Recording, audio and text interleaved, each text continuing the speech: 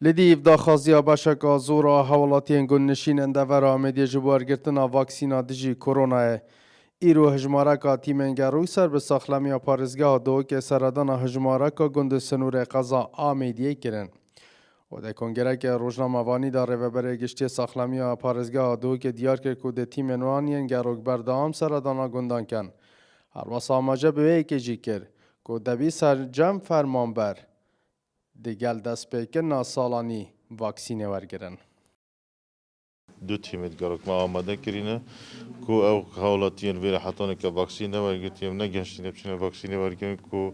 تیم بیت ویره واکسینه ور بگیرن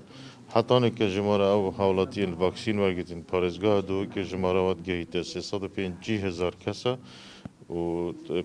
قرچه که ورگتی و 265,000 کسا کو هر دو قرچه تمامی هاتینه ورگتن وقت برداری هاتی دان حتی ایک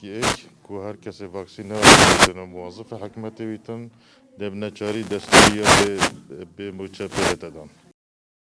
حوالاتیان که واکسین ورگرتین خوشحال بون و داخواست کردن که هر حوالاتی که دن واکسین ورگرت بید سردان آبنگه تندرستی بکن ورگرتن واکسین دجی کرونا. ام دخواست خلق خواهد هر جایی یعنی اوه کاره که مروف چند مروف شیطم مرینه خلاص کردن عزیزیت خود دست ندادن ام دخواست خلقی شیرین قخودانن و تشتكي بوشانك ما قالك الحمد لله كيف ما قالك هاتي تنويره بما خدماتيت كان سپاس بوا لا پیام ما هم که از بین دانن دل ویشی بین رزگار کردن الحمد لله مدانا ما چه ایدی سرنین یه دانید باش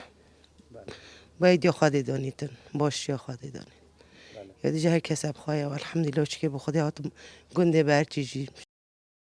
لسنور قضا مدیش مارکا زورا گندان هنکو آکنجینوی واکسینا دجی کرونا نورگرتینه جاگر دوریا ریین وانا در کتنا تیمنگروک سر به ساخلمی پارزگاه دو که ده آریشا خلک دور چاره بید و ده آسانیشن واکسینا دجی کرونا